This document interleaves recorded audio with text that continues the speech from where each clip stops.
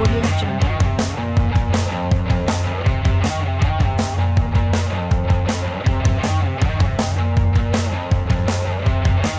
Audio Jungle.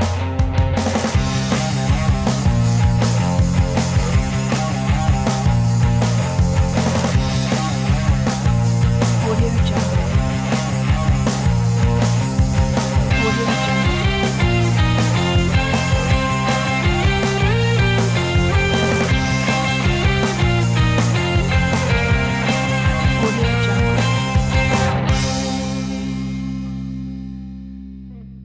Hi, I'm Jake, and today I'm going to show you how to use this Adobe After Effects template. Link to this template will be in description below. So once you download this template, you'll see these two compositions. Let's start with this text logo shape placeholder. Open this composition, and here as you can see we have text layer. We can double click on it and change the text.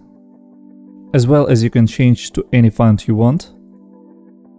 Let's see result and our to render in Full HD composition. Let's also test this template on some image. So let's open this text logo shape placeholder and drag and drop our image. In my case I have this light bulb here. I'll apply fill effect to see it better. And as you can see, now we have this bulb. Go back to our main composition. And now as you can see it works even with the shapes.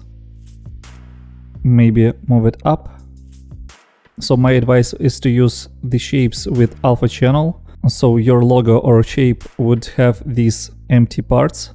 Then it will look much better. So now let's go to control layer and see what controls we have. So let's start with this color control. As you can see, you can change to any color you want. Some of these looks too bright, and here is glow intensity, which would help to lower the glow brightness and it would look even better.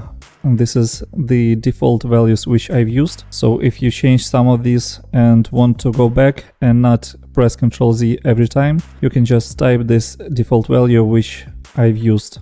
By the way, if you want to have this kind of orange look and you are not happy with this, you can also click OK and select this full word and go to Effect, Color Correction, Tritone.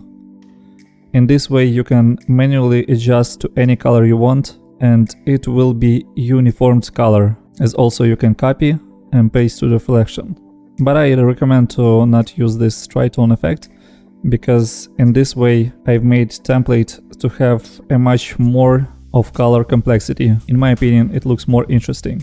And now we have this drawing speed. So to view the animation I recommend to go to half, because all we want to see is the animation itself. So here you don't need to change this value. You can actually select this control layer and press U on keyboard to see these two keyframes.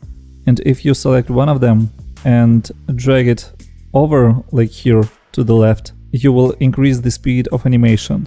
And if you want to be slower, just select this last keyframe and move it over. And this is basically how you can change the speed of animation.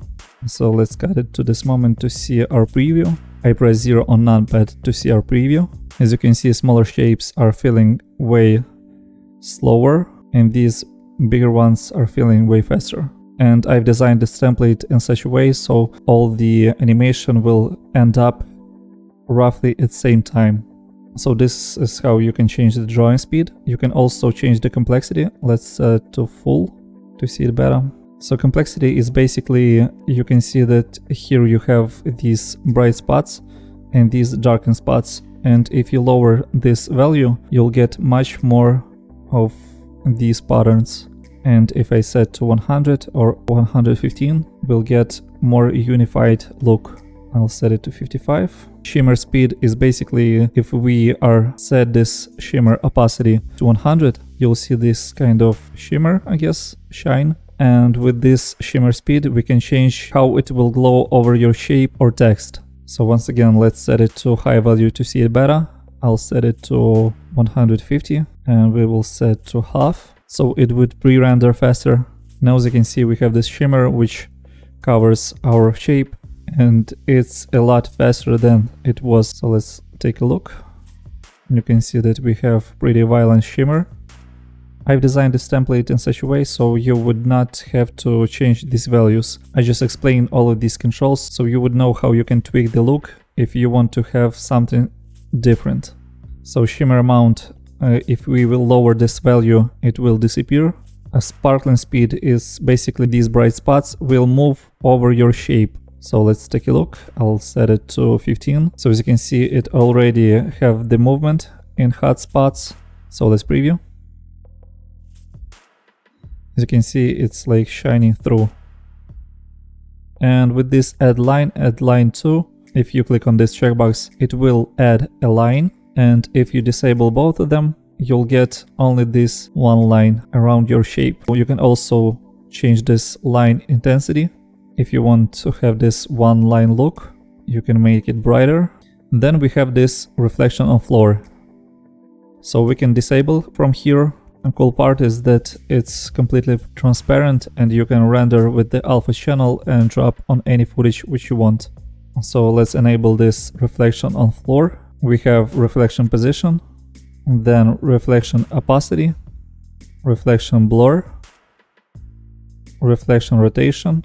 This rotation control will help you to align with your ground distortion amount. With this value we can set to 0 to have perfect reflection. And if we crank up this value, you can see that we can simulate the water. If you set it to a smaller value, it will resemble more like wet road.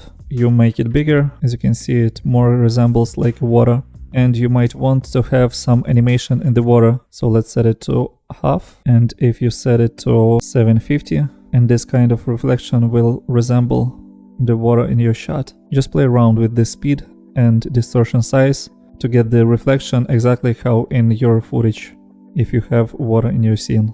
And finally, let's take a look at the full resolution. If you like this template which I've made, you probably would like my future projects. So you can subscribe to my channel and I'll be happy to share with you with my next project. Link to this project is in description to this video. Thank you for watching.